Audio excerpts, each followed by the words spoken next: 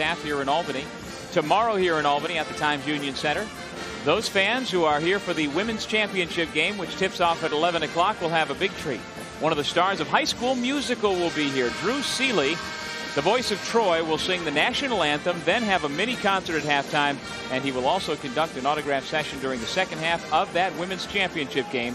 If you'd like to be a part of it, you can buy tickets by calling 1-800-30-EVENT or go on to MAACsports.com for more information. Doug Sherman, Rob Kennedy with you. Glad you could stay with us here on this late Saturday night at the Times Union Center. Niagara tried to catch him off guard there, coming out with some full court pressure off the timeout. McCroskey guarded by Hodge with 15 to shoot. McCroskey lost the dribble for a moment, gets it back out to Gavin. Dropped it off McNamara, and we've got a whistle and a traveling violation. Called the travel on Gavin before the pass to McNamara.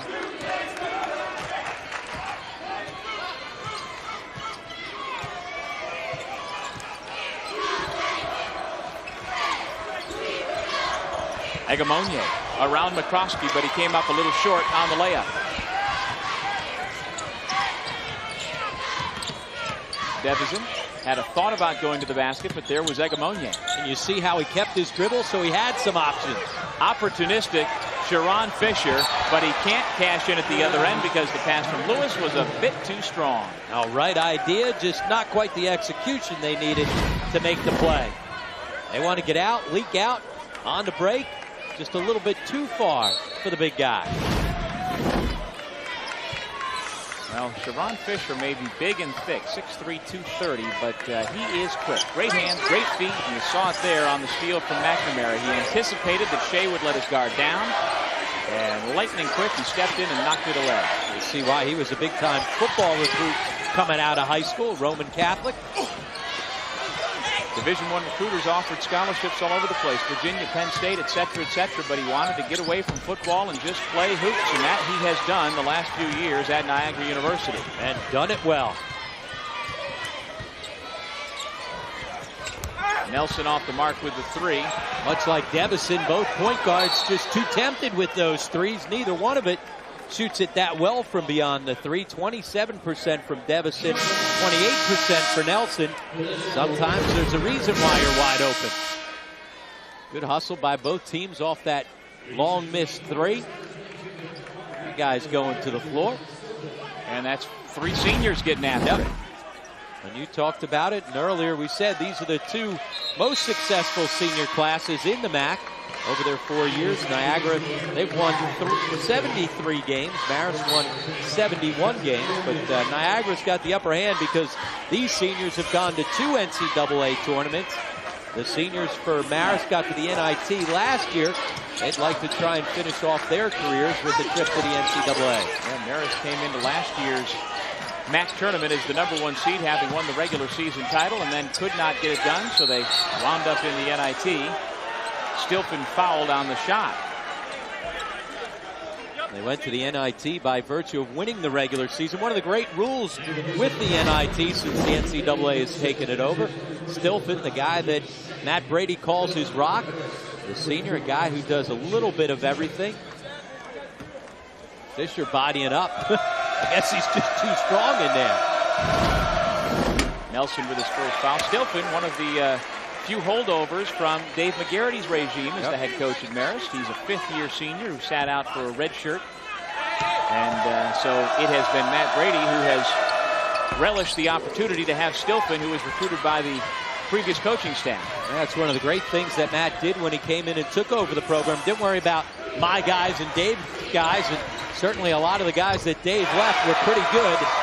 Certainly led by MAAC Player of the Year last year, and Jared Jordan, as well as Will Winnington. Yeah, Jordan wound up being a second-round draft pick in the NBA, now making his living playing professionally abroad. Long rebound off the Farmer miss. Lewis trying to make him pay with a foul line jumper, and he does. Now the defense backs up, and he takes what the defense gives him. Little foul line jumper. That's the pace that Niagara wants to play at.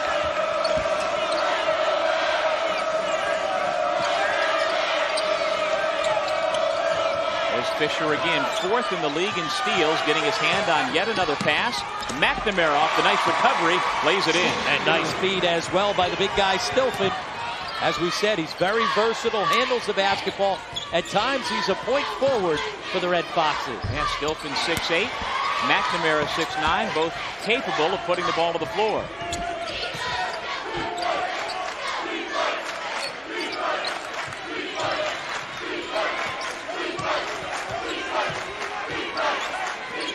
Marist down 2 with the ball. Nearly 8 minutes gone. Gavin with his first field goal attempt. It rims out. Stilfen, nice job holding off Patterson. And he goes right back at him with a chance for a three-point play. Well, his toughness, one of the keys for this team, especially against the physical inside play of Niagara. As we said, the team that's won the battle on the boards has won each of their 2 matchups during the regular season, and their win in Poughkeepsie. Red Foxes dominated the glass, out-rebounded the Purple Eagles by 15. That and all those missed threes were the reasons why they were able to win comfortably at home.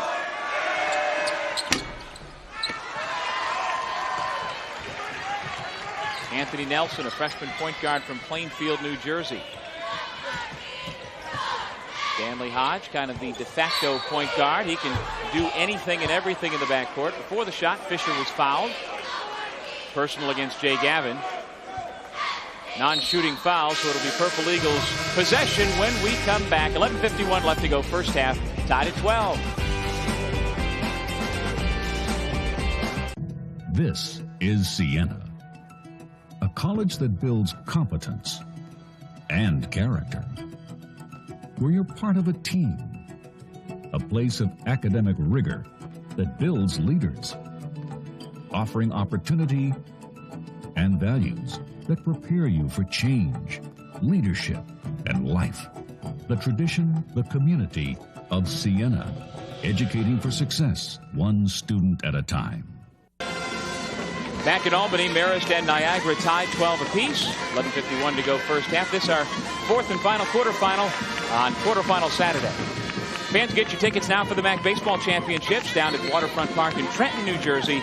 It'll be May 22nd, 23rd, and 24th, and you can buy tickets by calling 609-394-3300 or go on to the conference website, maacsports.com, for more information. But these here are the MAAC Basketball Championships. Tomorrow, the women's finals at 11 a.m. The men's final will be 7 o'clock Monday night here at the Times Union Center.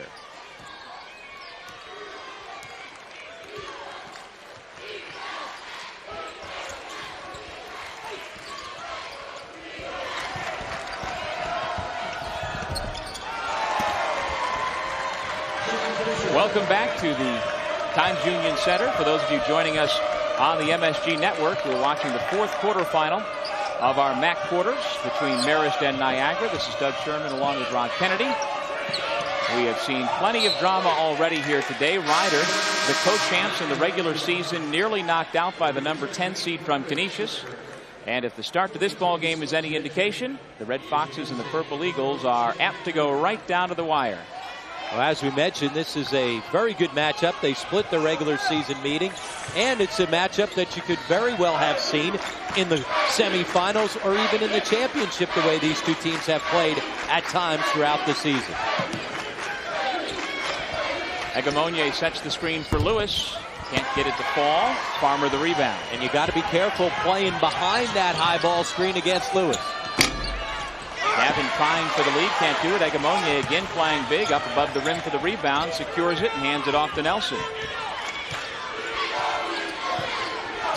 Here's Fisher, right around Benjamin, lost it on the way up. Looked like Farmer got a piece. And he usually gets that whistle. Jefferson, drop it off Stilfen, give it to Benjamin, and now the Red Foxes bring it out. Farmer from 17.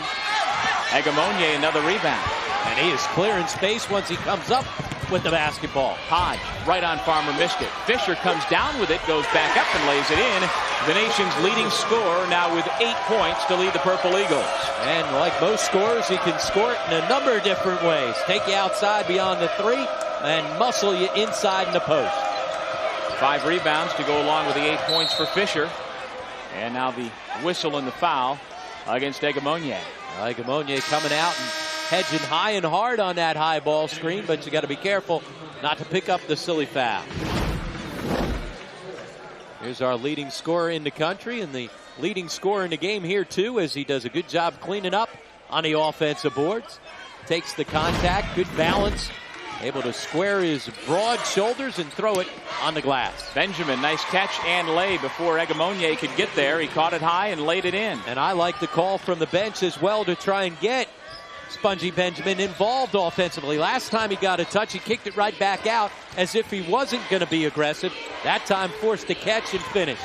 Double team comes. Fisher fires away regardless, and Stilfen clears the glass. That's one way to get it out of the double team. Tough pass. Benjamin couldn't catch. Devison, though, anticipates, takes it back for the moment, but here comes Nelson and the Purple Eagles. And he dribbles himself into the corner, and then the foul called against Marist. Oh, smart play by Nelson. Push the pace, see if something develops. If it doesn't, then take the basketball back out and don't force it. Camus Gordon will come into the game for Niagara for the first time, and Egamonye ambles to the bench. So you've got Nelson and Hodge in the backcourt, Fisher, Gordon up front, and also, don't forget, last year's MAAC tournament MVP Tyrone Lewis, 5'11", very exciting, electric player. Plays above the rim at 5'11", also has a good jump shot as well. This is Lewis, number 2 in white. Under 9 minutes to go in the first half. Nelson uses the screen from Fisher, who turns and naturally calls for the ball. 5 seconds left to shoot. Hodge off the dribble.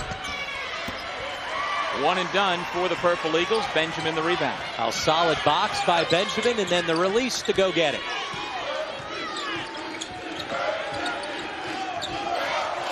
Lewis went down as though there were contact on the elbow from Farmer. With the naked eye, I didn't see the contact, but certainly by the way Lewis reacted, you would think there was contact. No call. Farmer wound up knocking down the shot. Farmer on the inside pivot, keeps his elbows up, and looks like he got a piece of Lewis. We take a look right here. Catch, he steps through, you get the basketball up, and he certainly did get a piece of him. Very clearly did. And then Farmer, a guy that's been playing with a ton of confidence over the last 2 games. 16 points, a season high 2 games ago, and then he bettered it with a career high 20 last time out against Loyola. Takes advantage of the wide open look from 3. So in our last quarterfinal, we saw Ryan Thompson from the Ryder Bronx go to the bench after taking an inadvertent elbow to the chin. And now Lewis, with some blood, takes the jersey off, and he will receive some treatment. Well, certainly there was contact. Inadvertent right there, but boy, that's a tough one. No harm, no foul. A lot of harm right there, because what happens is he's got to go to the ground. Can't guard Farmer, so Farmer gets himself a wide open 3. Joe Mihalik was working Paul Fay on the sideline. Fay wasn't the guy on top of the play. It was Jeff Smith who didn't blow the whistle. And Joe Mihalik certainly let Fay know about it. And so at the moment, some dental work being done on Lewis. They are checking out his mouth. This is the 5th leading scorer in the league at 16 per game. They can't afford to be without him for long. Sharon Fisher will pick up the slack if he can. He certainly will. He's a guy that can score. First time in the win, he had 27 points. In the loss, though, Marist did a good job on him. He had 17, but he was just 4 of 21 from the field to get those 17. He's going to score it. The key is to force him to take a lot of attempts.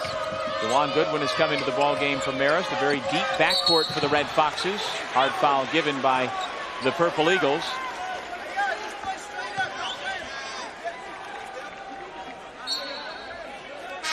We've got a media timeout. We'll step away with a tight ball game to start. Sharon Fisher with the Purple Eagles on top by 1. The big fella has 10 of the 18 points for Niagara so far.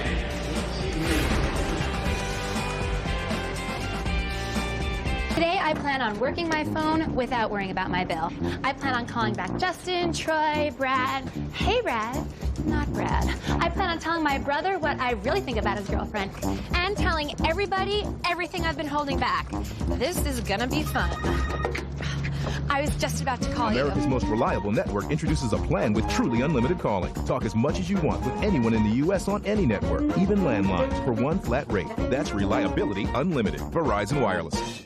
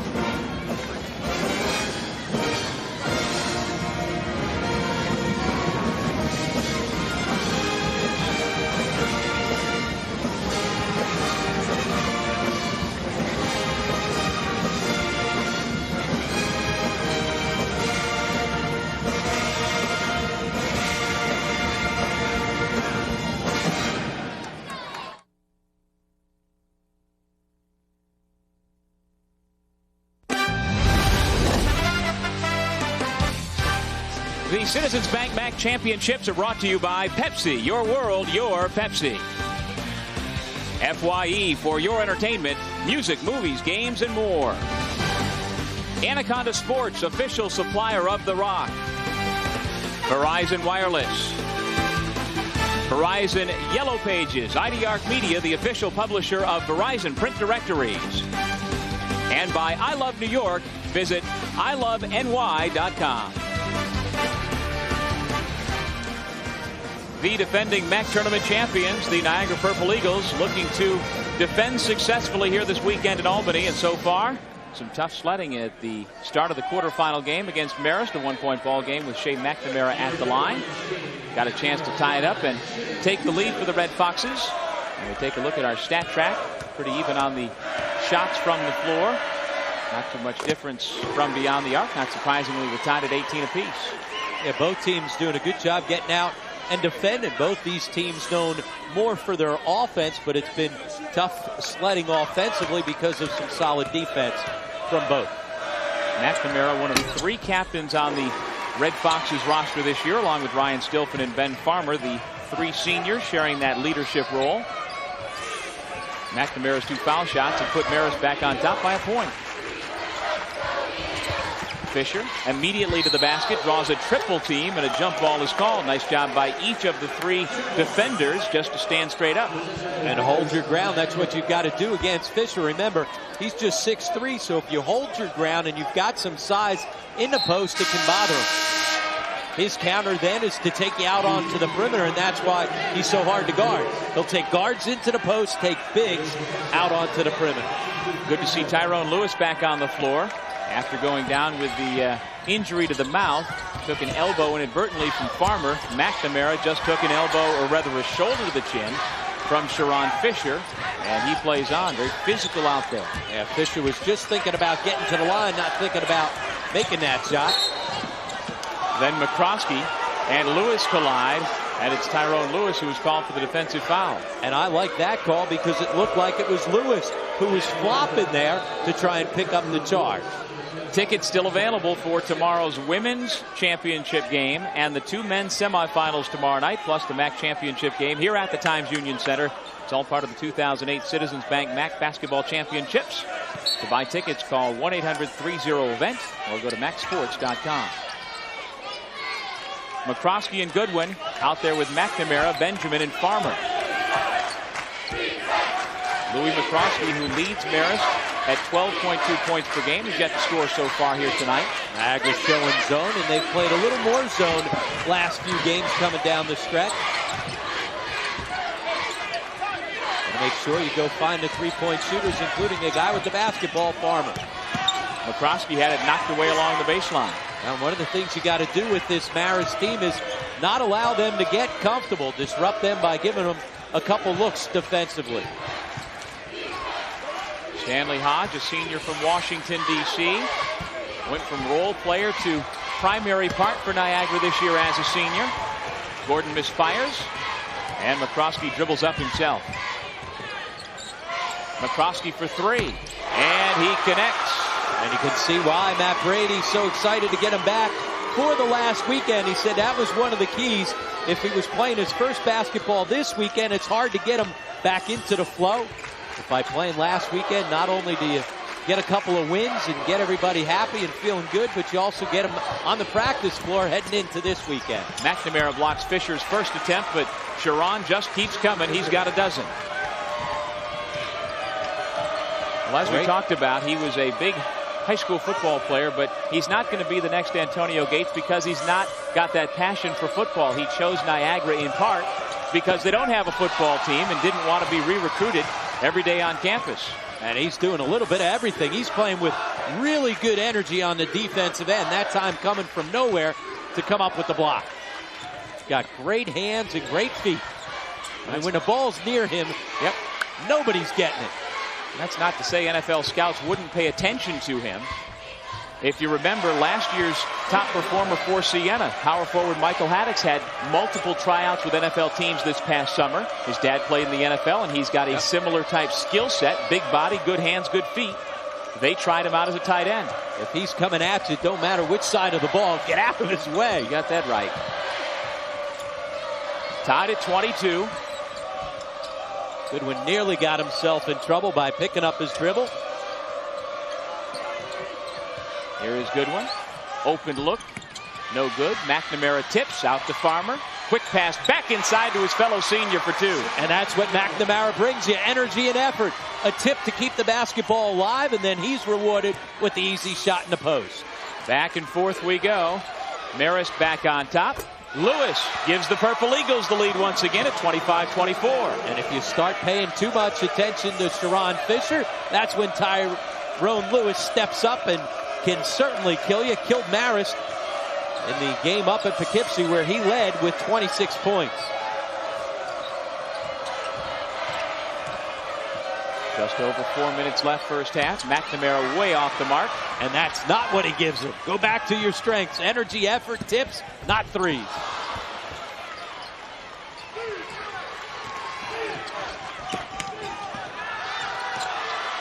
Goodwin nearly loses it, and he does. So Niagara will have it when we come back. Marist is the number 6 seed. Niagara the number 3 seed. The Red Foxes looking to pull what would be a mild upset, at least on paper. So the Red Foxes are hustling. Their seniors trying to extend the career. Farmer to McNamara for a big bucket at one end. But Niagara has 2 prime weapons, including Tyrone Lewis, and with that, they lead by a point.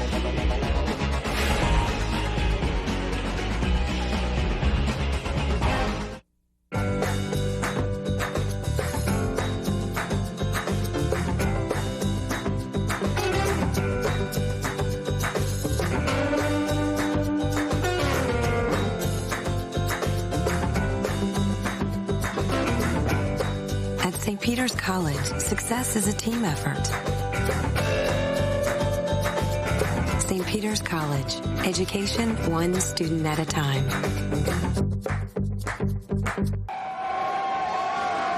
In spite of the nasty weather across central and western New York State, fans from Niagara University made the trip here to eastern New York in the capital region to hope their Purple Eagles move from the quarters into the semis. But Marist making it tough right now, Rob. Certainly difficult. Now, I'm told our guy who was dressed up there had a Doug Sherman for President t-shirt, although we didn't see it. Clearly delirious. Fans down in New Rochelle last weekend with those signs, and while I readily acknowledge enjoying that sign, I had nothing to do with it, and I also understand I was just used to get FaceTime on camera, but that's okay. And who was delirious? The guy dressed as the ape or the guy with the half-empty glass there shaking it around? Well, Fisher and Lewis has advertised the options 1 and 1A for Niagara, delivering so far with 20 of the 25 Niagara points. And nothing new. They're their number 2 scoring duo in all of college basketball. Certainly a lot has to do with Sharon Fisher leading the country at nearly 28 per game, but Tyrone Lewis top 5 in the MAAC in scoring at 16 points per game. Here is Lewis. Good to see him back on the floor after taking that inadvertent elbow to the mouth. Set play, they go to Fisher, but the double forces it out. Nelson with a rare turnover. For a freshman, he's done a good job all season long of finding his teammates, but also taking care of the basketball. Doesn't turn it over a whole lot. Well, he went for 12 assists in an early season game, non-league against St. Bonaventure. At St. John's, when the Purple Eagles beat the Johnnies, 12.4 assists, no turnovers, 5 steals. That's a heck of a stat line against the Big East team. Devizin, Stilfen, McCroskey, Benjamin, and Farmer on the floor. Devizin again allowed to take the three by the Niagara defensive scheme, and he misfires. Too tempting. That's a scouting report where they're going to slide behind that ball screen, invite him to take that three. Fisher gives to Patterson, who was blocked. Agamonier, though, there in the right place at the right time, but couldn't connect, and so here come the Red Foxes.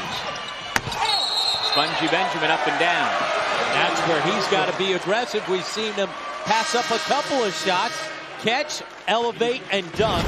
He's an X factor for this Marist team. Good feed. See, though, lack of confidence going right up with it. Instead, turned it over. And that was Anthony Nelson, the point guard, that was going to come. He can't block your shot. It's a little bit different if it's Agamonier coming on your back. Be aggressive and finish. And Benjamin at 6'8", we have seen he has the ability to finish in traffic, to slam on people. He has had big games and big moments throughout the year. Speaking of big games and big moments, Tyrone Lewis plays some of his best basketball in big games, witnessed by his MVP performance last year in the MAAC tournament. And he now into double figures as well with those 10 points.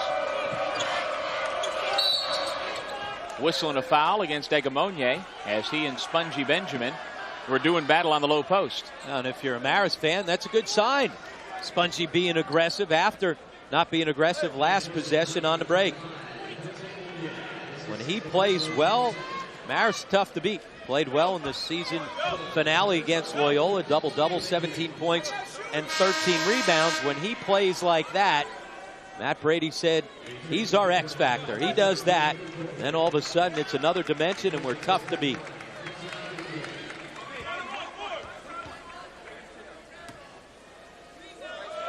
Second foul on Agamonier, so he takes a seat. And Spongy Benjamin, a 63% foul shooter. Fisher the rebound. That's another part of Sharon Fisher's game. I mean, he is a true stat stuffer. Not just a scorer, he does everything well. Stat stuffer and space eater. When he's got inside rebounding position, you're not coming over top of him. He's already got 8 rebounds, Rob, along with his 12 points. So Sharon Fisher could have a double-double by the break.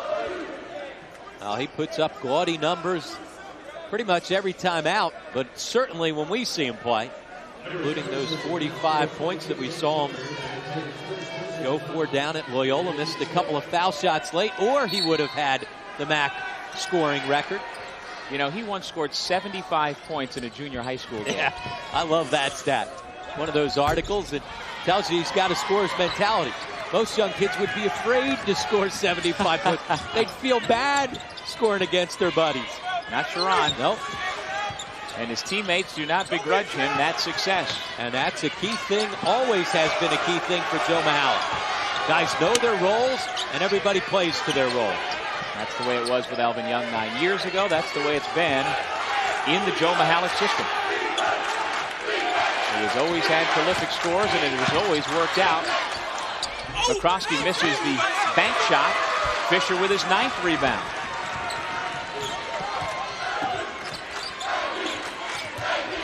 Benjamin with the tough guard. Somehow got it away from Fisher. Devizin running the other way.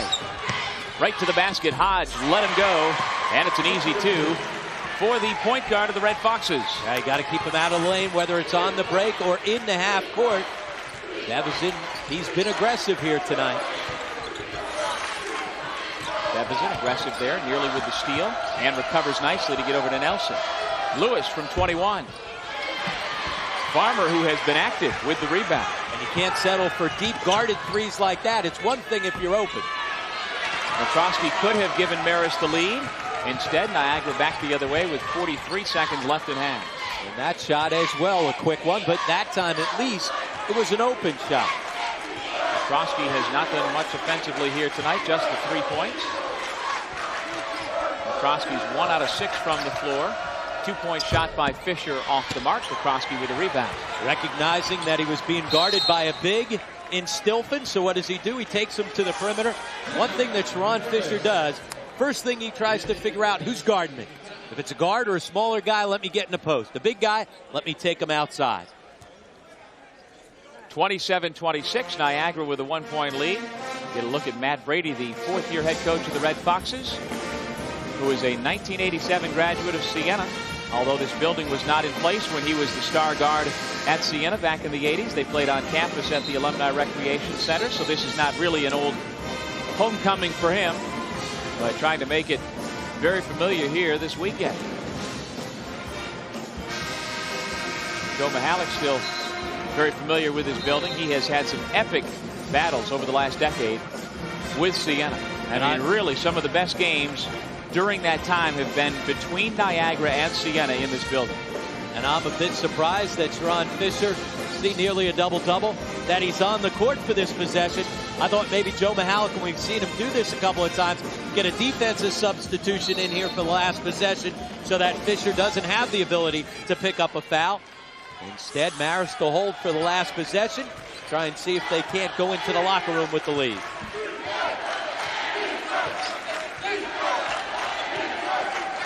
Ten seconds to go in the half. Devizin back to Farmer. On the pick and pop. Bad pass over the head of Stilton. 3 seconds to go, and here comes Fisher trying to get off a shot. You knew he would. A little too strong off the glass. And that is the end of the first half. Well, Marist tried to go at him. He had space inside. They just weren't able to punch the ball into him. Well, you knew option A, Sharon Fisher would get his points. How about option B? Tyrone Lewis doing his thing with 10 points. Fisher's got 12. Combined, they are carrying the load for the Purple Eagles, who head to the locker room with a 1-point lead. The dynamic duo, Batman and Robin, and both those guys have stepped up. Niagara 27, Marist 26. We'll be back with the MAAC halftime report right after this.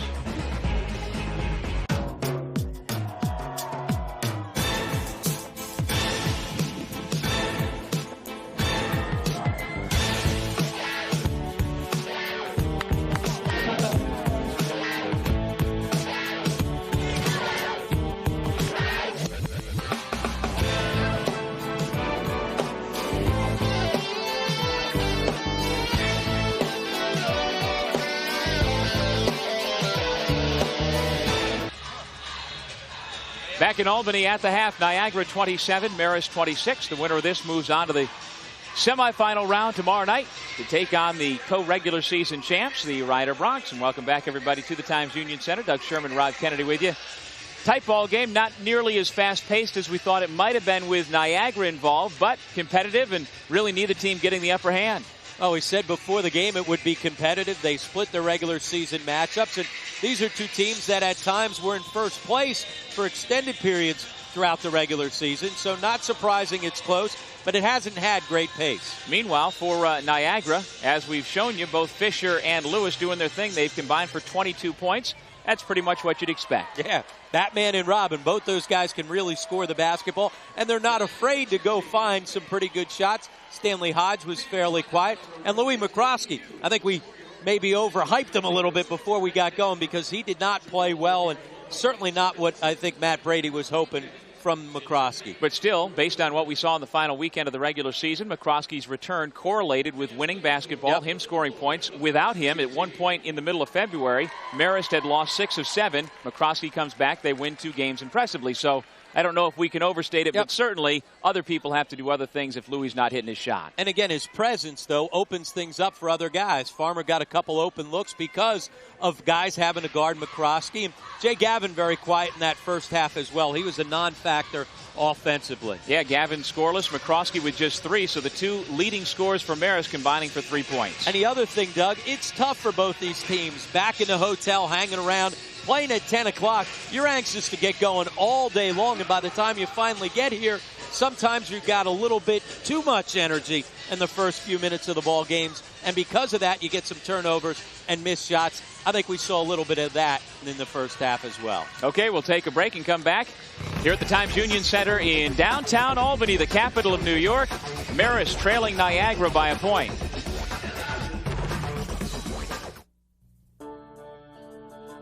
Basketball is a tough game, and I always play by the rules. And in the game of life, I still play by the rules. It's easy to go with the crowd and do what they call cool. If you ask me, cool is staying clean. As an athlete, I need to be in control of my mind and my body when I'm on the court. I can't do that if I'm on drugs. Life is filled with many choices. Those can only be made by you. Make the right choice and say no to drugs.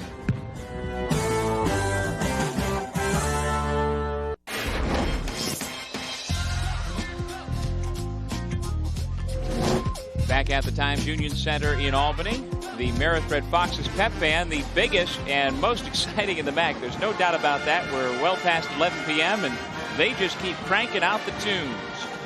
Let's take a look at the first half highlights. The easy thing to do would be to show you the nation's leading scorer, Sharon Fisher, but we're contrarian. Let's go with Tyrone Lewis. Yeah, we've seen enough of Batman. Here's Robin. Pretty good Robin impersonation right there, as once again Lewis, a guy that can make big plays. And then Devison getting himself into the lane. He's one of their X factors, their point guard. When he can get into the lane or out on the break, pulling up on the fast break right there, that's when Marist is playing good basketball. Take a look at the halftime statistics brought to you by FYE. Now, neither team really shot the ball very well. Niagara settling for a couple too many threes, just 2 of 10 from beyond the line. And not surprising, Niagara, they never get much off the bench. 0 points for them. Marist just 6 points off the bench. That's a big stat because Jay Gavin was 0 for 3 from the field off the bench. They usually get production from him. He and Louis McCroskey dug a combined 1 for 9. One of the reasons why they trail, despite the fact that they kept Fisher off the foul line and that they also did a good job of limiting the leak-outs by Niagara. Devison, Stilfen, McCroskey, Benjamin, and Farmer, the same starting 5 for the Red Foxes. And we begin the second half like we did the first half. Devison being allowed to shoot the open 3. Farmer's the guy, if you're Marist, who you want shooting that shot. Again, Devison's been so wide open, you want him to be aggressive. Stilfen blocks the shot. Marist with the 2-point lead, and here comes Stilfen and Devison. But that's that fine line. There's sometimes a reason why you're wide open. Louis McCroskey ran out of real estate, stepped on the sideline. An unforced error and mental mistake. For Niagara, Nelson, Fisher, Egamonye, Hodge, and Lewis. And with that short bench, no surprise that Joe Mihalik continues to send the same crew out there. And it's worked well enough to win 18 games this year, so why not? He went 8 deep in the first half, got spot minutes. That's all he gets from his bench. Stilfen and McCroskey had Fisher bottled up. Sharon went up, and there's a foul call. He puts pressure on the officials because when he gets the ball in the post, one thing's for sure, it's going up. Leans in, bowls his way. He forces the officials to make a call. Stilfen whistled for his second, and Fisher back to the line. As you said, he goes to the line so frequently. It's just he and Tyler Hansbrough, the North Carolina Tar Heels, 1-2 on both free throws made and free throws attempted. And speaking of the Tar Heels, by the way, they did beat Duke tonight at Cameron Indoor, 76-68. That'll go a long way to securing a #1 seed in the upcoming NCAA tournament. Remember, those two teams may very well meet in the ACC final before then. McCroskey pulls up, nice under control move, and uses the window for his second field goal. And that's the key, under control, not forcing it, got himself deep into the lane, and then used his size. You forget, he's got good size at 6'5". Egamonye didn't have anyone within 10 feet of him, and he never even considered going toward the basket. Nelson, in that same spot, hits the 3. Well, there's the double down into the post on Fisher quickly, and Sharon Fisher, he's a good passer out of those double teams.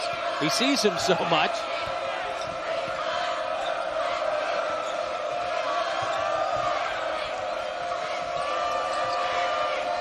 Devison again given room by Nelson. Well, they want to keep him out of the lane, clog lanes. They'll allow him to try and beat him from the perimeter. There's the up fake in the drive, and that's what he's comfortable doing. He will kill you all night long off the bounce. And that's why you play off him, to not allow him to get himself into the lane. You want to try and have him force those threes. Marist back on top by a point off the Devizin layup. Fisher double team. McCroskey took it away from him.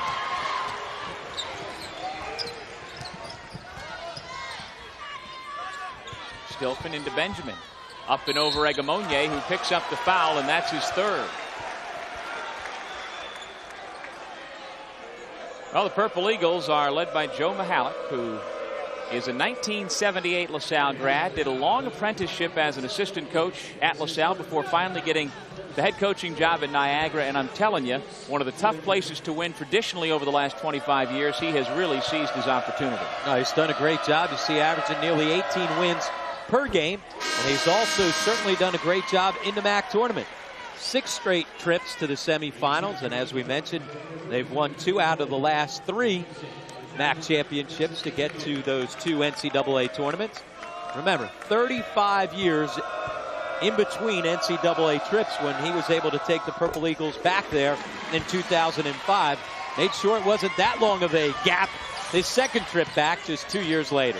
And Joe Mihalik has not forgotten his roots. He still recruits Philadelphia very well. Yep. Fisher from the Philadelphia Roman Catholic High School.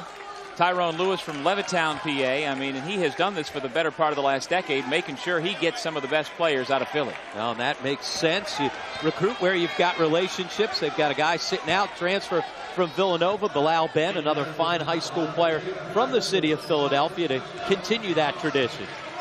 And then he's got another transfer from a BCS Power Conference out of UConn, Rob Garrison. He's a guy who is from Niagara Falls and is coming back home, and he'll be eligible next year as well. He was part of that Johnny Flynn, Paul Harris, Niagara Falls juggernaut, and he certainly should be an impact player along with Bilal Ben next season for the Purple Eagles.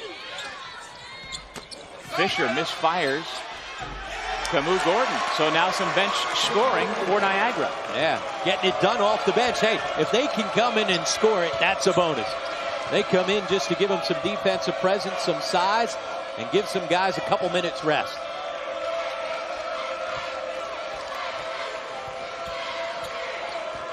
McCroskey trying for a 4-point lead. Can't do it. Stilfen had it for a moment, but then taken away. Nelson with the dribble.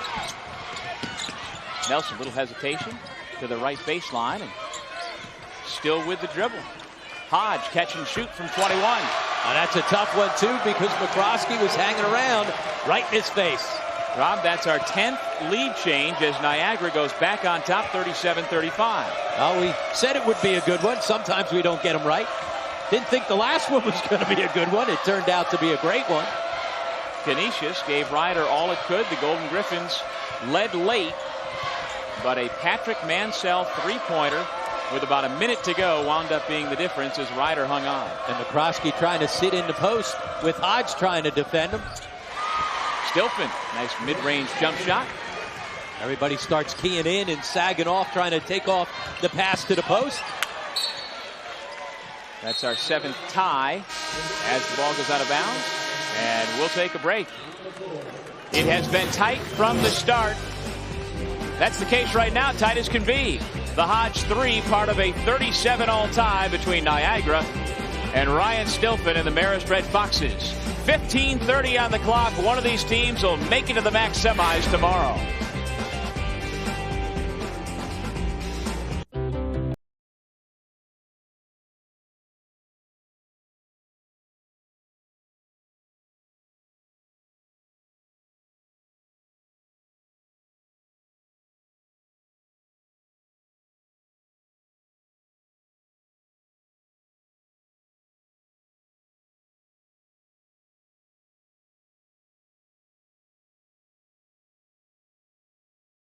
And it all begins here at Marist College.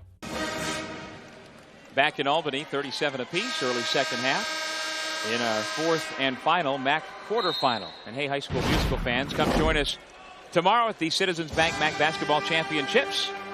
High school musical star Drew Seeley, the voice of Troy, will host a day of entertainment. Now he's going to sing the national anthem before the women's title game, which tips off in about 12 hours from now.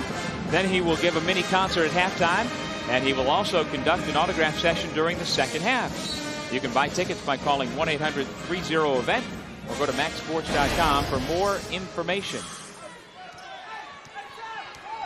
Devison, McNamara, Benjamin, Farmer, and Jay Gavin into the ball game for the first time here in the second half. Gavin yet to score, nearly turns it over, gets it back to Farmer. His floater is well short, long rebound Devison. Kind of an ugly set right there for the Red Foxes. Fortunate to get it back, Rob. Well, the start of that last possession was putting the ball into Spongy Benjamin's hands, and a lot of times coming out of timeouts or a break, Matt Brady will try to force feed it to Spongy Benjamin. At times he doesn't go find enough shots for himself. Wants him to be aggressive in the post. Benjamin with 4 points and 6 rebounds so far tonight, 5 minutes into the second half. Off the baseline, out of bounds. Niagara settling into the zone. You got to make sure you find Farmer and Gavin. Long rebound. McNamara able to track it down, but he rightly was not given the timeout. Yep. That's the new rule this year. McNamara doesn't seem to understand that, but the officials certainly did, that unless you have control of the ball inbounds, you are not going to be granted that timeout anymore. Hodge misses the long three and then compounds it by pushing the Red Fox, Ben Farmer, out of bounds.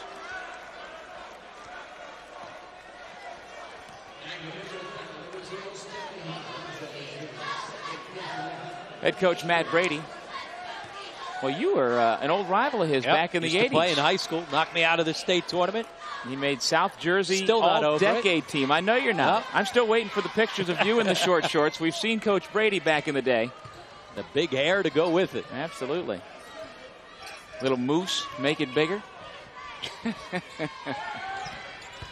Gavin, strong to the hole. And there he's not settling for threes. And when Jay Gavin can make that a big part of his offensive repertoire, then he's going to be really hard to guard. Guys have to force out on him the way he shoots the basketball. Put it to the floor, take advantage of it. Lewis blocked by Benjamin. Fisher blocked by McNamara. And he had ball. Devison 1-on-3 right to the rack. McNamara tips no. Benjamin has it tipped out. Here comes Fisher the other way if he can track it down. He does. The save, but it winds up in the hands of McNamara. Now bring on the Dancing Bears. A little wild there. Gavin for three. Still wild. Devison knocks it away to Benjamin. Spongy can't get the roll. And now downright crazy. Follow the bouncing ball. Foul called on the loose ball. As if to kind of wake everybody up in the building. Both teams with some missed opportunities. Good effort, good energy, but not good execution. Here's the hustle by Devison. Here again, Spongy Benjamin. See him just bounce off the contact. You got to go up strong and finish that. Even though he got bumped, you got to be stronger with the basketball.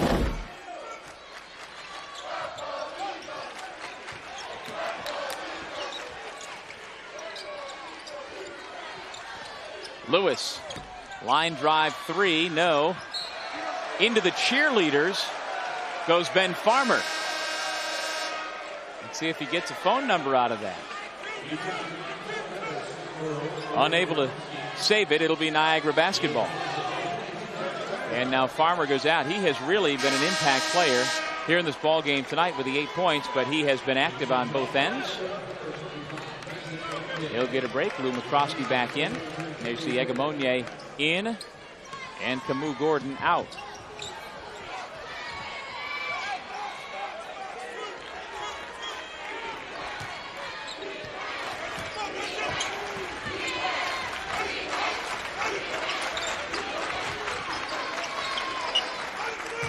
Nothing developing off that set play. Egamonye spins into the fence. There's Sharon Fisher just hanging around, getting two easy ones. Doesn't have to come off the offensive set. Go make a play. That time, Fisher once again aggressive on the offensive board. There you see, 16 points, 12 boards. Another double-double for the 6'3", 230-pound senior out of Pennsauken, New Jersey. Last year he ranked 16th in the country in scoring at 20.6 per game. This year, Sharon Fisher setting the pace at 27.7. And you've got to put a body on him when the ball goes up on the rim. It's hard enough. Sometimes you box him out and he gets an offensive rebound. You don't pin him, and there's no way you're keeping him off the glass. Well, he has tremendous vertical leap. He doesn't have to get a running start. We saw him slam in traffic in the game up at Niagara against Siena with bodies all over the place. He just went straight up like a rocket. Big hands and threw it down. Off the turnover. Lewis blocked by the trail defender McNamara, who takes Farmer's spot in the Niagara cheerleaders. Farmer's going to be jealous. Well, McNamara turned it over as he got himself trapped deep in the corner, but he doesn't compound it as he comes back, gets a block, and apparently introducing himself to a few of the cheerleaders. Those girls have got to find a safer spot.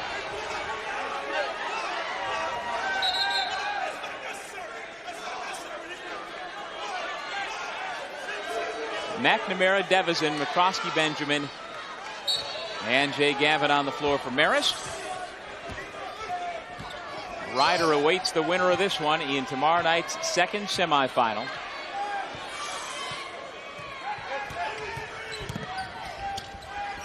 Devison comes up short, not the second time. Now they just are allowing him right now to get too deep in the lane off the dribble penetration.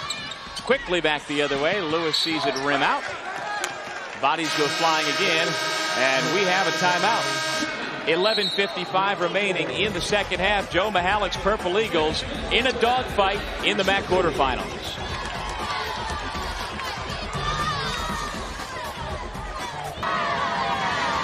There's a good look at the young ladies who could use some combat pay, the way the Purple Eagles cheerleaders have been attacked by the Marist ball players. Farmer and McNamara consecutively going flying into the cheerleading section. They're no worse for the wear. I got a question for you. Who is that? They need some more clues than that. Based on the hair and the look and the shorts, you got to think mid-80s. All right. Up there's the Siena jersey. There we go. That's Matt Brady. Indeed it is. A Siena Hall of Famer and still the #2 all-time assist leader in school history. When he graduated back in '87, he held the record, since eclipsed by Mark Brown. But Brady had a tremendous career at Siena College. Fisher just keeps attacking. And you got to love the way off the timeout. They put the ball in his hands on the baseline out of bounds. Can't convert initially, but stays with it and gets the putback. And a little Moses Malone action here. He keeps getting those offensive rebounds off of his own miss, up to 18 points, 13 rebounds. Nice pick and roll. Fisher with another rebound. But the Marist bigs have not finished here tonight. A couple of times that Benjamin hasn't finished at the rim. That time, missed opportunity by McNamara.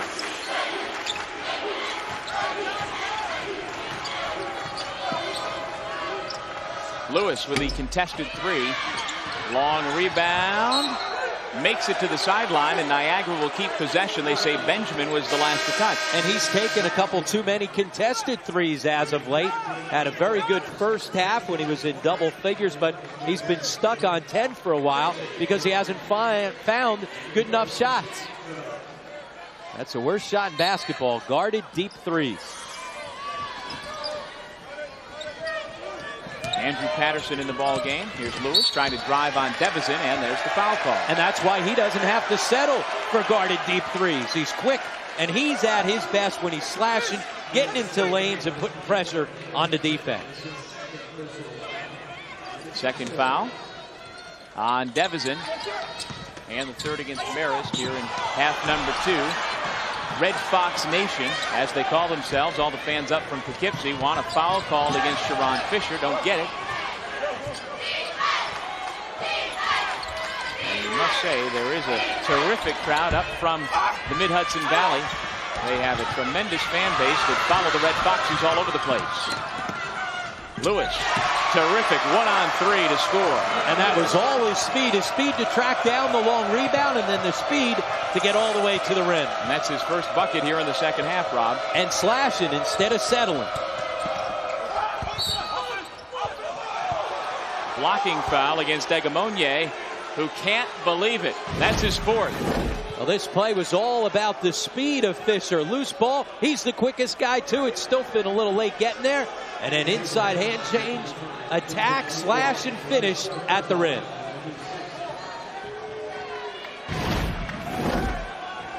There you see Egamonye. Still can't believe he got called for the fourth. And at this point, Joe Mihalik leaves his starting center on the floor. Not for long, though. Substitution will be coming in as Camus Gordon ready to check in after this first foul shot.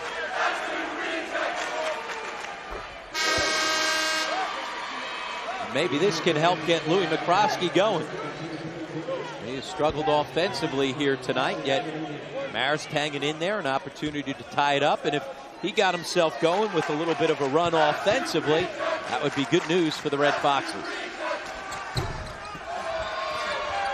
Spongy Benjamin, traveling violation after he got the offensive rebound. See the puzzled look on his face. But again, he's got to be strong enough to take the contact. Looked like he bounced off the contact, and by doing so, that's when they called the travel. Niagara up one with possession. Now Camus Gordon in the game as Egamonye is replaced with the 4 fouls and a traveling violation called back the other way on Lewis. Both officials really working the sidelines and getting after Jeff Smith.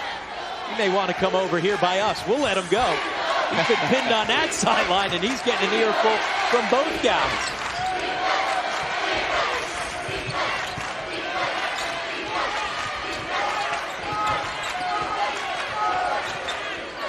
Farmer picks up his dribble. Now he needs Devison to come to him.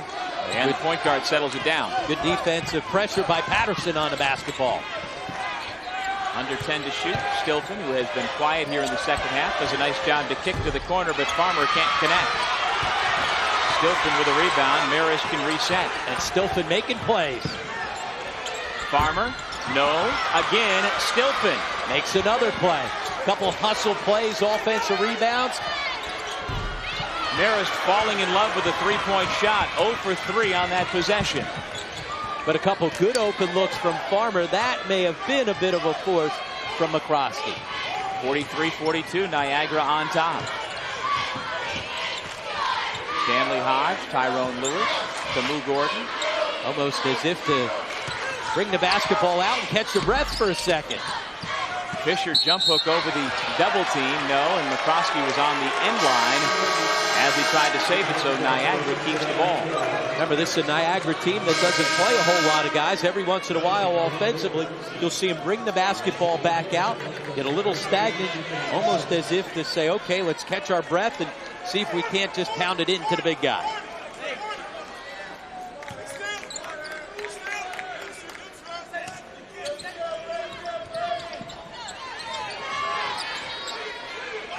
Now the point guard, Anthony Nelson, a freshman from Plainfield, New Jersey, sets things up. He's a member of the 08 MAAC All-Rookie team. Second only to Fairfield's Jonathan Hahn in assists per game this year. Stilfen hanging on to the big guy Fisher inside on the post. Lewis creates separation on Devison and cans the jumper. And with the defensive attention inside against Fisher, you know you're not going to get help if you get yourself into the lane.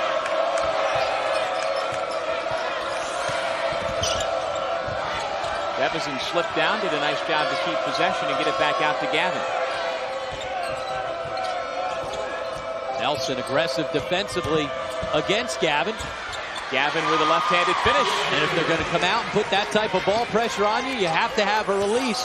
Put the ball to the floor and get by people. Gavin averages 12 per game. He's got the 4. Once again, it's a one-point ball game. A lot of those usually from beyond the 3, but they're crowding up on you so much, trying to take it away. Part of the scouting report's changing up here in the second part of the season. You've got to be able to go by people.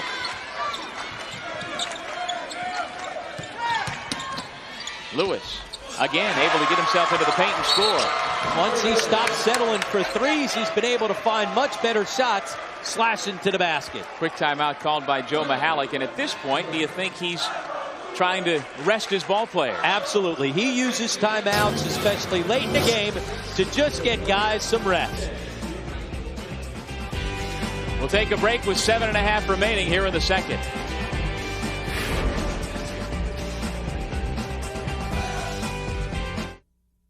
What does it take to be a leader? A strong foundation to understand the challenges of our world. The vision to inspire others. The desire to make a difference. Jesuit education at Loyola. Preparing tomorrow's leaders today. And you see Joe Mihalik imploring the troops to rebound. Rebound again. That's a key stat for both these teams coming in.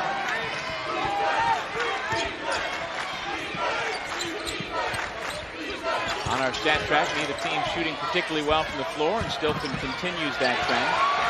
Pretty similar beyond the arc as well. Lewis finds Fisher, who finds a gap and hits the three. Now fresh legs, that timeout again, able to get them some rest, some energy. And Fisher, you got to find him, especially in transition. You expect him to dive into the post, but he can trail from three. And this is the largest lead of the game for either team, up 6 for the Purple Eagles. So now we'll get ourselves another rest, and that's why Joe Mihalik took that first time out to get his Ironmen. Remember, these 5 play a ton of minutes. Back for the finish here in Albany.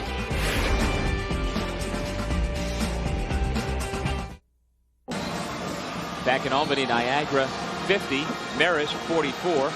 Later this year down in Trenton, New Jersey, May 22nd, 23rd, and 24th, the MAAC Baseball Championships will be held at Waterfront Park. If you'd like to buy tickets, you can call 609-394-3300 or go on to the conference website. That's MAACsports.com for more information. And welcome back, everybody, to the Times Union Center. Glad you could join us as we head towards midnight. It's been a wall-to-wall day of Metro Atlantic Athletic Conference basketball.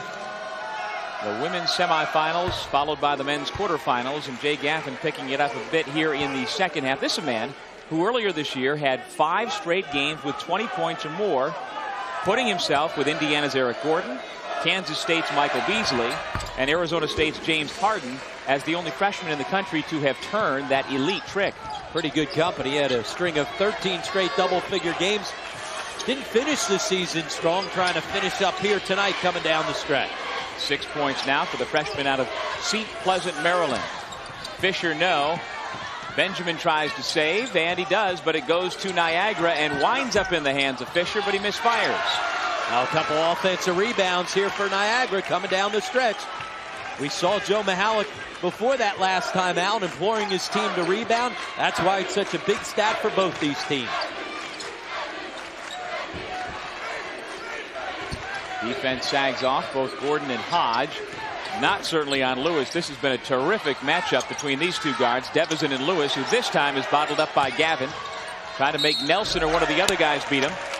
And so Nelson now will go to the line to try and extend the lead once again. But it's interesting the way those two have gone at it. David Devison and Tyrone Lewis, two of the best athletes, pound for pound, in the league.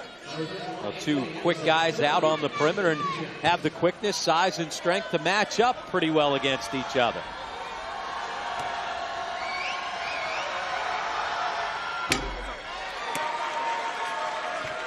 Nelson's a 77% foul shooter, among the top 10 in the conference, but he misfires on the first.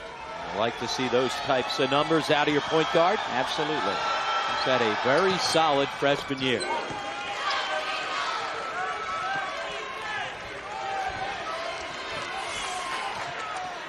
Krosky on the bench with Devison and Gavin on the floor in the backcourt for Marist. Under 6 minutes to go in regulation. And here's where they've got to find good shots, not settle for threes.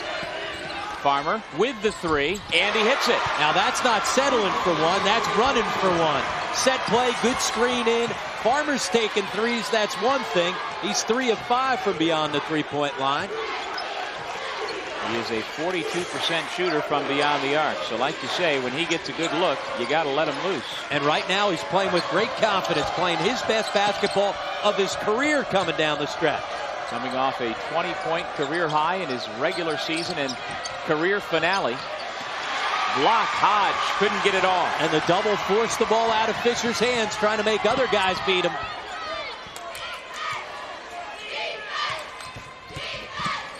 Devison for the tie, and he'll have a chance to take the lead. The one thing he does so well for a point guard is finish at the rim with either hand. We always say that about post guys with a nice little jump hook with the right or the left.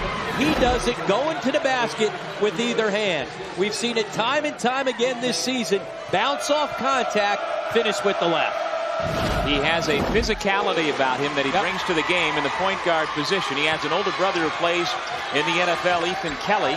He is a nose tackle for the Cleveland Browns, and certainly different body type, but both very physical. Devison, 6 feet 180.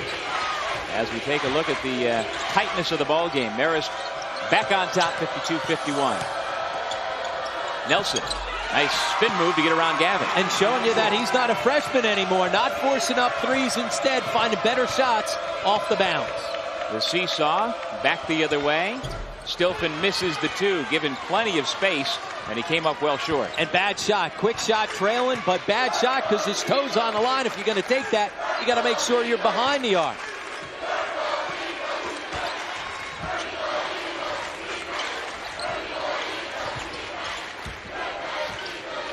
Nelson.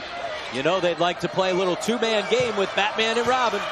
Double team. Gavin ties him up. The last couple of times he's touched it, they've ran a double team at him. They're going to force the ball out of his hands and make somebody else beat him. Egamonye comes back in and will play with those 4 fouls. And so now Joe Mihalik has his starting unit back on the floor, intact with 4 minutes on the clock. Benjamin knocks it away from Fisher, who, while trying to save it, stepped on the sideline. A big defensive stop for the Red Foxes. Fisher with 21 points. Leads all scorers, but he was stopped on that possession. And by and large, I'd have to say Marist has done a good job with the double team to make it tough on Sharon Fisher. Well, now trying to force the ball out of his hands as soon as he catches it. Devison, what a fake, right to the basket, but he can't finish that one. Egamonye, and a foul is called on Benjamin for apparently throwing his chin at the elbow of Egamonye. Boy, that was a tough sequence. Devison turning the corner. Looks like he gets hammered right here. No call on that. And instead, is Egamonye swinging it. No contact there, and somehow you get a foul call. Now, wonder Matt Brady had to be restrained on the sideline. A step away, 3:48 left on the clock with a 1-point game. Fairfield University is among the nation's top-ranked Jesuit universities and a valuable resource to the region. Graduating students who are well prepared to make meaningful and lasting contributions to the greater community. Students of all ages choose Fairfield University for its convenient location, flexible schedules, and its dynamic learning environment anchored in the time-honored values of a Jesuit education. Discover the treasure that is Fairfield University. What are you looking for in a college? Cutting-edge academic programs, a faculty that's second to none, great recreational opportunities and residence halls? How about a college that will provide you with the education you need to become a leader in your profession and in your community? If that's what you're looking for in a college, you'll find it at Canisius. To learn more about Canisius College, call 1-800-843-1517 or visit us on the web at canisius.edu. Canisius College, where leaders are made. We have had a terrific quarterfinal Saturday. If you'd like to be a part of semifinal Sunday or championship Monday, tickets still available for the Citizens Bank MAAC Basketball Championships here at the Times Union Center in Albany. To buy tickets, call 1-800-30-EVENT or go to MAACsports.com for more information. Which one of these teams will be in the semis? We will find out over the next 4 minutes. And it's been interesting that it's been a low-scoring slugfest.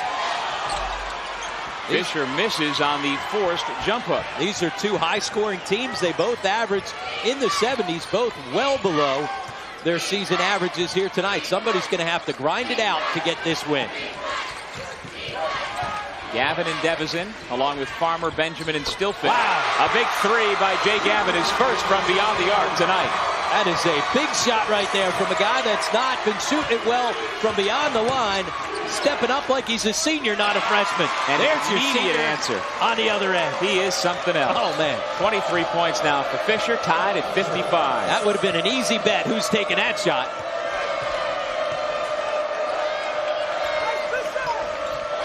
Niagara's going to ride their dynamic duo coming down the stretch. That's one thing the Purple Eagles do a very good job of.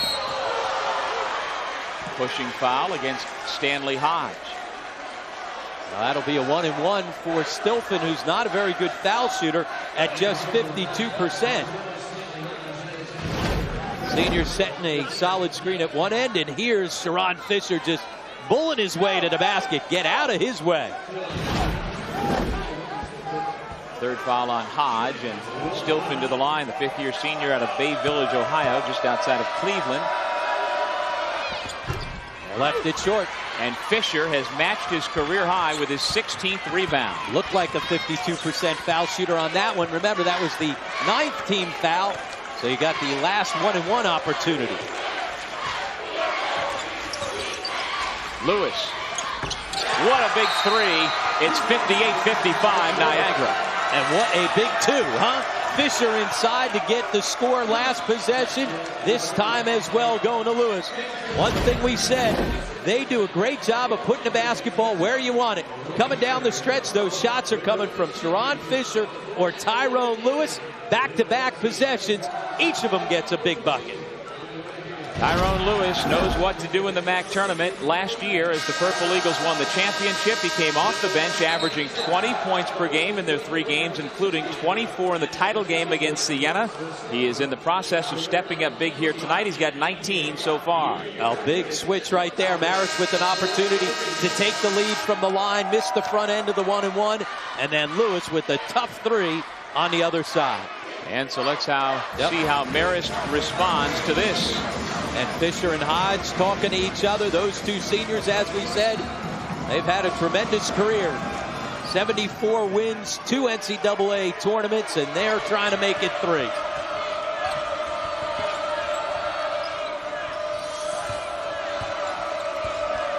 Stilfen working on Fisher, kills the dribble.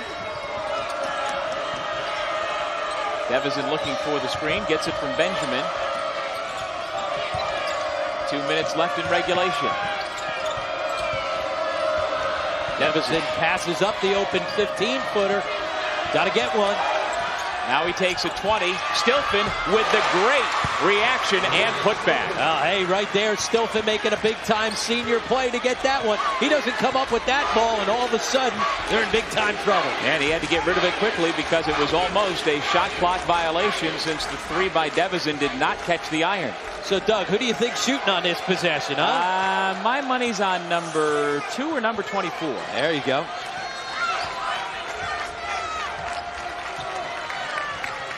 Well, great denial defense by Devison to keep it out of number 2's hands. Lewis now does have it. Off the crossover, it is Lewis who fires away. Agamonye over the back of Stilfen is called for his 5th foul, and Niagara's starting center is out of the ball game. So Stilfen making big-time fundamental plays, as you would expect from your 5th-year senior. Coming up with the loose ball on the miss at one end, and then a solid box out on the other end to pick up the 5th foul on Agamonye, and it'll send Stilfen back to the line. This time, Doug, though, it's over the 10-foul limit, so it will be a 2-shot foul. So he does the fundamentals on the glass. And defensively, can he take care of the fundamentals at the free throw line? Well, that's one fundamental he's not done this season at just 52%, but remember, he missed the last one, so percentages go right. Maybe he'll knock down this one. Devison got a piece of the jersey, little grab, no call. Challenge back out on that 3. There's Agamonye coming over the top. Well, Sharon Fisher does not want to see his college career come to a close. Niagara with a record of 18-9. They've won 4 of 5 coming into the tournament. And he is on his way to being one of the most prolific scorers in Niagara history, but he wants to play in the semis tomorrow night. Right now they are clinging to a 1-point lead. And he's got defenders clinging all over him on the other end, but I'll tell you one thing, the ball's going to go through Sharon Fisher on the next possession. Matt Brady working it on the sideline. Hard to look when you got a 52% foul shooter on the line. 1 of 4 from the line today. Gets the shooter's roll. It's a lot easier stepping up there knowing that you've got 2 attempts at it than stepping up with the 1-and-1, which he missed a couple of minutes ago. He gets them both. Marist back ahead, 59-58. Well, let's see how they get the ball in Sharon Fisher's hands on this play. Lived up to the billing. It's been a terrific finish to our quarterfinal. Fisher directing traffic, telling Lewis to give it to Hodge on the wing so he can get the ball in the post. Instead, Lewis still with the dribble. Finds himself in trouble, and now really in trouble. The reach-in foul called against Devizin.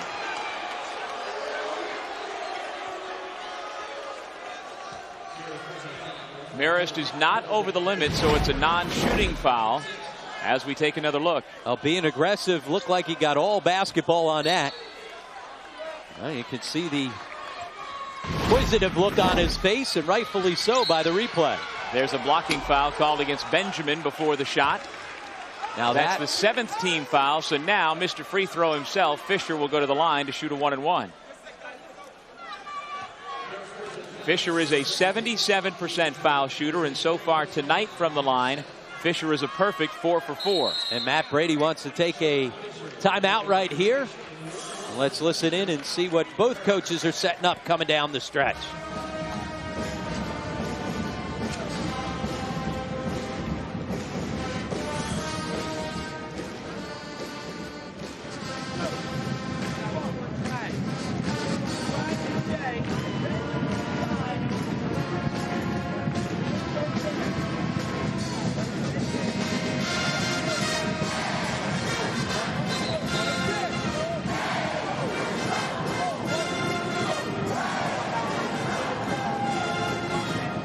Well, clearly strike up the band. I think Matt Brady cued the band and said, let's drown out this microphone nearby. But sometimes you take that timeout late to try and ice the foul shooter. That wasn't the reason why Matt Brady took that timeout. It was to set things up on the other end.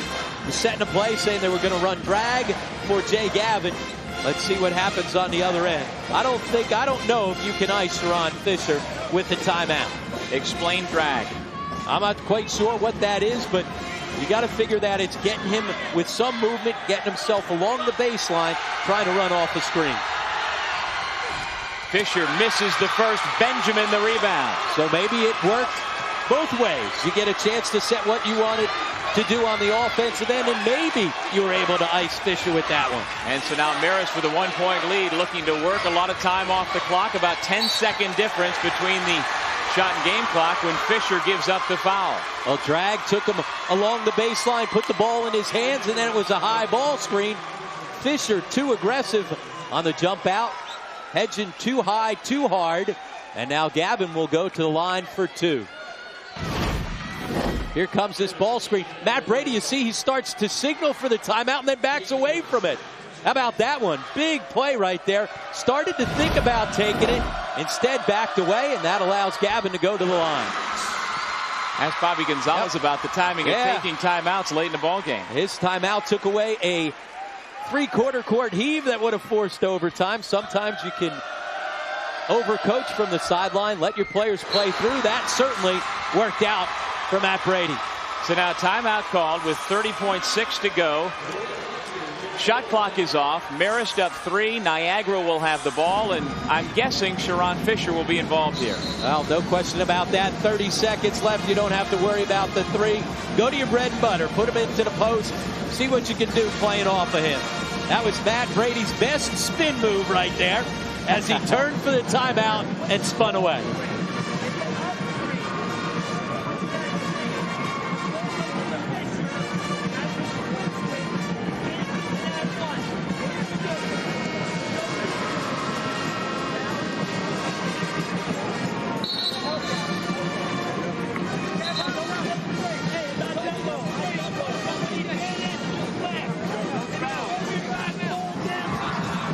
What I gathered there was don't give him a 3 and don't allow Fisher an and 1, because clearly Sharon is a master at getting the and 1. So Coach Brady saying no 3s and no and 1 for Fisher. Well, that's the key. You're up by 3. Don't let him get it all back on one possession. Guard the three-point line.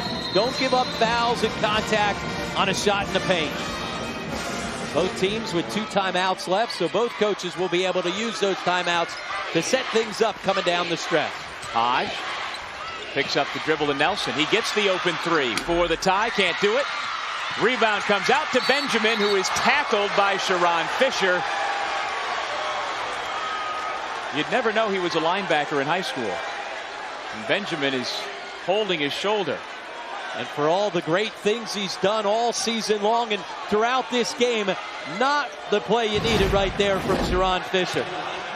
On the miss, you've got to give up the foul quickly, but you see him grabbing the shorts and then the tackle, give up the foul, let him go shoot the 1-and-1. Instead, it'll be 2 shots and possession of the basketball. Would have been a 1-and-1. It was over the 10 foul limit, but the key is after he takes the foul shots, he's going to get possession of the basketball, and that's an easy one. Paul Fay, a terrific official, right on top of it. Got to make that call. And clearly the football instincts took over there. I mean, that was a form tackle, obviously way out of place, and he gets the intentional foul call. Still a lot of NBA scouts in the building. They were here to see Jason Thompson earlier. If there were some NFL scouts in the building, that would have been impressive. So now this will be interesting. Will Benjamin go to the line to shoot the foul shots, or will they be able to get a sub in? Remember, in college basketball, the coach is allowed to pick who's going to shoot the foul shot. NBA, it's the opposing coach that is able to go determine who's going to make the foul shot. Well, Ryan Schneider, who has not gotten into the ball game at all, has come off the bench. He is a 74% foul shooter. He has had some big games since transferring from Vermont to Marist. Now we check the box score. He did get in at some point in the ball game. They've got him for 1 minute, so he is back into the ball game, but he cannot make the shot.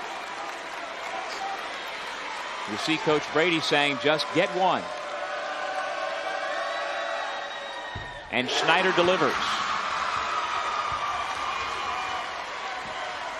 So a 4-point Marist lead, 62-58. And because of the intentional foul, Marist will keep possession. Devizin, the inbound man on the sideline. Williamson has come back in for the Purple Eagles, replacing Gordon. Immediate foul, and Farmer goes flying. Another hard foul. No intentional signal given up at this point. But it's Stanley Hodge who tackles Farmer to the bench. And this game's not over. It's still a 4-point game. You can't give up an intentional there. Make him go get it from the foul line. Even if he makes both foul shots, it's still a 2-possession game. That's not an intentional foul. They're both going off the floor. That's when he grabs him. Much different. Good piece of officiating right there, too. Now, if you're Niagara, if he makes both of these, you've got to get a 3. If he misses one, then you can still go get the 2, although you'd like to find a 3. That was the 4th foul on Stanley Hodge. Still plenty of time. Remember, Niagara's got timeouts. The 78% foul shooter gets 1 out of 2. A dozen points for the senior from Clinton, Connecticut. And a timeout called by the Red Foxes. And Matt Brady takes the timeout to try and set his defense. Let's see if they maybe show a little token pressure to try and take some time off the clock, as Niagara's going to try and advance it. Again, down by 5, you don't necessarily have to get a 3. Let's listen in.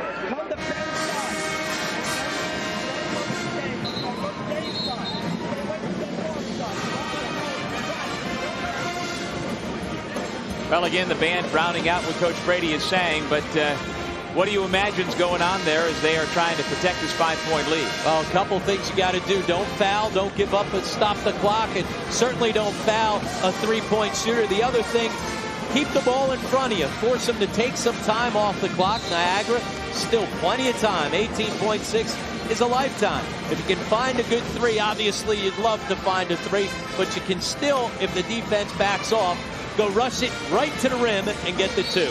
Well, this game was tied at 58 apiece. See Matt Brady saying, don't take a charge, let them go if they drive it. Marist on a run. Got to get it off quickly. There's Hodge for the 3. Oh, man. And a foul on the shot, and Farmer can't believe it. You see Farmer, he can't believe it, but I can't believe he's in the vicinity to make that foul. Even reach in, you can't give the official the opportunity to make that call. You just asked, what is he talking about? The thing I said, do not foul and challenge a jump shooter. See, Farmer pulls his hand back. That is not a good call. We have seen a couple tough calls coming down the stretch go both ways. So Hodge, as you see, a good foul shooter with a chance for 3. That's a little reminiscent of the tough call to end the Stanford-UCLA game. It's got to be direct contact late in the game. It's got to be a good, strong call. That was not. And so Hodge trying to take advantage. He's got the first 2 with 1 more coming. And so Niagara will get right up into full court pressure. This is a huge foul shot. Get it down to a 2-point game and also allow them to go find their men defensively. Let's see if Joe Mihalik takes a timeout. If it goes through. Good to see Spongy Benjamin back into the ball game after he went down with a shoulder injury. The miss. Fisher tipped it up, and Benjamin just back in the ball game gets the big rebound. What'd you say? Good to see him in, I guess, if you're a Red Fox fan, because Spongy's springy. Got off the floor, able to go get the miss. That was a big miss right there by the senior. As we said, would have cut it down to 2 and would have allowed them to get up into full court pressure. Spongy Benjamin, he was unable to shoot those intentional fouls, but now he's back in on the season. A decent foul shooter at 63%. But he went out of the ball game with a shoulder injury a couple of minutes ago. Will that impact the shot? Look good there. Wilfred Spongy Benjamin now with 5 points. And it's back to a 2-possession ball game. And now if you're Niagara, you got to get up a quick 3, and then you've got to call the immediate timeout. 2 huge swishes for Spongy Benjamin. 8.3 seconds on the clock. Niagara down 5, looking for a miracle. Lewis from the head of the key hits the 3. And still alive. Although I believe they're saying it was a 2. The officials confer. And they will go take a look over at the monitor to make sure whether or not it was a 2 or a 3. Here in the arena, they have yet to put up the 2 or 3. And I'd say that's a 2.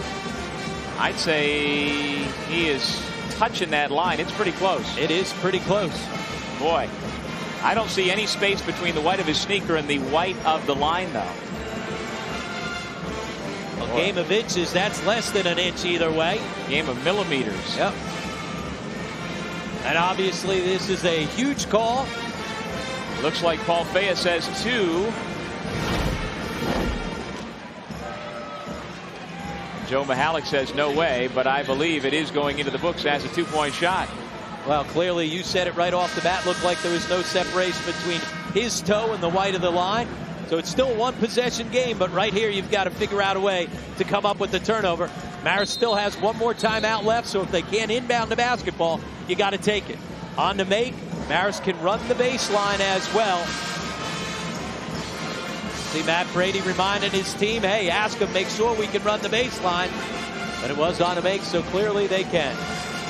Tyrone Lewis now with 21 points, Sharon Fisher 23, but at this point they're staring at a 3-point deficit. And Marist with a basketball. Look for Devison to step out of bounds, throw it in, and then try and post Farmer up. Foul before the inbound. And it's Ben Farmer who is heading towards the free throw line.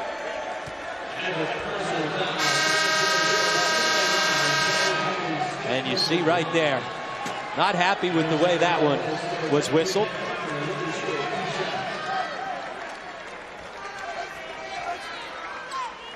Stanley Hodge is fouled out of the ball game with his 7 points. So on the make, you can run the baseline. You can also send another player out of bounds and throw it along the baseline. Now Brady's choosing to have Farmer inbound it to Devison and then step into post. And as he posts, quick whistle before the basketball's inbounded. So now with 4.1 seconds on the clock, if you're Niagara, you're just hoping for some help from the free throw line. Yeah, if Farmer makes either one of these, ball game's over. And I tell you what, if you're Matt Brady, I think Farmer would be one of those guys that you'd like to see on the line with the game on the line. 78% of the year coming into this one. And he comes up short. So the door is still ajar. Yep, still ajar. And remember, Niagara still with one timeout left. That was a foul out situation, not the timeout they took. So on to miss, rebound, call the quick timeout. Give yourself an opportunity to advance the basketball without the clock running. Ball game. It's a 4-point lead and short of a foul on a made three. I guarantee you Farmer's not going to reach in this time. Inbound comes with 1 second. Lewis misfires, and the Purple Eagles are knocked out. The defending champs don't get past the quarterfinal round. It's Marist moving on with a 66-62 victory.